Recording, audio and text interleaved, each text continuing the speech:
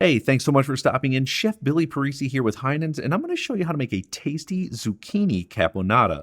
The first thing we're going to do is start off by making a vinaigrette. So I've got some finely minced garlic. We're going to add in some red wine vinegar, just a little bit of tomato paste. Next, we're going to add in some honey for a touch of sweetness. We're going to season it up with salt and pepper. Then we're going to drizzle in some olive oil while continuing to whisk until it is emulsified. Once it is mixed together, we're going to set that to the side, and zucchini is in full effect in Heinen. So I've got two large ones. What we want to do is just large dice these, and next, beefsteak tomatoes also in season. We're going to large dice these. Then I'm going to add in some small diced yellow onion, a little bit of Heinen's Kalamata olives that we roughly chopped. Then I'm going to add in some of Heinen's capers for a touch of tang.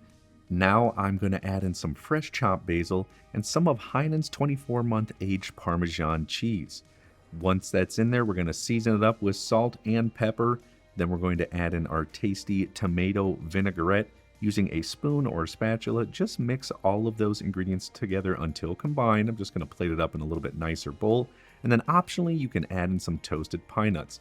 Now, while this is fantastic on a protein, served as a side dish, or even on vegetables, it makes for an amazing appetizer just plated up on some sliced baguettes, and the flavor in this is incredible.